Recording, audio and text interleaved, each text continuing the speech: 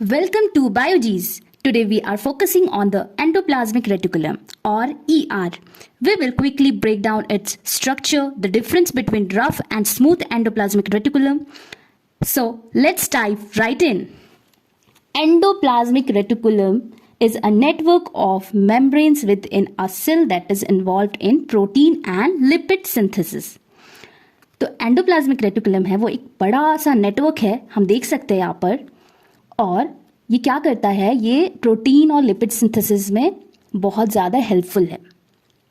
तो सबसे पहले हम स्ट्रक्चर की अगर बात करते हैं तो आपको यहाँ पे क्या क्या दिख रहा है। ये जो स्ट्रक्चर है ये अगर हम अंडर द माइक्रोस्कोप देखेंगे तब ये ऐसे दिखेगा। ओके, तो ये देख सकते हैं हम यहाँ पे, ये लॉन्ग ट्यूब्यूल्स है, इसको क्या बोलेंगे हम, इसको हम बोलेंगे SER। SER क्या होगा, स्मूथ एंडोप्लाज्मिक रेटिकुलम। और वहीं अगर हम ये देखते हैं, ये जो नेटवर्क लाइक स्ट्रक्चर है इसको हम क्या बोलेंगे, RER, रफ एंडोप्लाज्मिक रेटिकुलम। हम आगे बात करेंगे कि इसे रफ क्यों बोल रहे हैं और इसे स्मूथ क्यों बोल रहे हैं। ओके, और ये क्या है, राइबोसोम्स। राइबोसोम्स जो आप देख सकते हैं यहाँ पे रेड स्पॉट्स जो दिख रहे हैं आपको, ये क्या है, राइबोसोम्स। ओके, यहाँ पे मैंने ऑलरेडी लिख रखा है कि ये न्यूक्लियस है। ओके, और ये जो हम यहाँ पे देख सकते हैं ये स्पेस है, इसको हम बोलते हैं सिस्टर्नल स्पेस। ये जो पूरा स्ट्रक्चर है इसी को ही हम बोल रहे हैं सिस्टर्नी, जो कि फोल्ड्स दिख रहे हैं हमको, फोल्ड जो है यहाँ पे हम फोल्ड्स देख सकते हैं, इसे ही हम सिस्टर्नी बोलते हैं। और ये फोल्ड्स के बीच में जो स्पेस है उसे हम क्या बोलते हैं, सिस्टर्नल स्पेस। एंडोप्लाज्मिक रेटिकुलम में ये देखते हैं कि ये एक मेम्ब्रेन बाउंड ऑर्गेनेल है। मेम्ब्रेन बाउंड ऑर्गेनेल मतलब वो एक मेम्ब्रेन से बाउंडेड है, कवर्ड है। Secondly, large network of tubes and sheets होते हैं इसमें। और मैं बता दूं कि ये 3 फॉर्म्स में देखने को मिलते हैं। 3 फॉर्म्स क्या क्या हो गए, एक तो ये लॉन्ग ट्यूब्यूल्स होते हैं, इसमें वेसिकल्स होते हैं। वेसिकल्स क्या करते हैं, वेसिकल हेल्प करते हैं हमारे ट्रांसपोर्टेशन का, किसका ट्रांसपोर्ट, मटेरियल्स का। और वहीं सिस्टर्नी के फॉर्म में देखे जाता है। सिस्टर्नी क्या करता है, ये जो सिस्टर्नी है इसका क्या काम होता है, ये पैकेजिंग में हेल्प करता है, मॉडिफिकेशन में हेल्प करता है, या फिर ट्रांसपोर्ट फंक्शन में भी काम करता है। ओके, अब हम देखते हैं, अगर हम इसके अटैचमेंट की बात करते हैं तो ये अटैचमेंट हम पहले भी पढ़ चुके हैं। किसमें हम पढ़ चुके हैं, न्यूक्लियस में।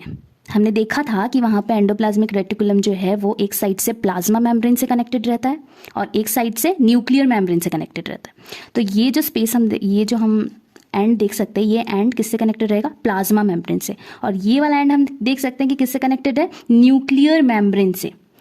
तो हमने बात कर ली इसके स्ट्रक्चर की, इसके अटैचमेंट की। तो चलिए इसका थोड़ा सा समरी लिख लेते हैं ताकि आपके नोट्स में हेल्पफुल रहे। तो पहला पॉइंट हमने क्या बोला, पहला पॉइंट हम लिखते हैं कि ये मेम्ब्रेन बाउंड ऑर्गेनेल है। सेकंड हम देखते हैं कि large network of tubes and sheets, ये देखा था हमने। और हमने क्या बोला था, ये 3 फॉर्म्स में रहते हैं, दिखाई देते हैं। That is vesicles, long tubules, third है सिस्टर्नी। ओके, और हमने क्या बात किया, अटैचमेंट की बात की। अटैचमेंट में क्या देखा हमने कि इट इज अटैच्ड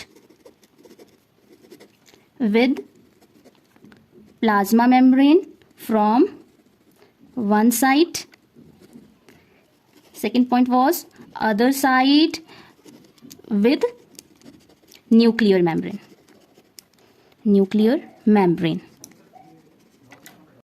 में ये किससे मिलके बना है, ये प्रोटीन्स और लिपिड से मिलके बना है, ये हमने पहले भी बात कर चुके हैं। अब हम देखते हैं एंडोप्लाज्मिक रेटिकुलम 2 टाइप के होते हैं, स्मूथ एंडोप्लाज्मिक रेटिकुलम और एक रफ एंडोप्लाज्मिक रेटिकुलम।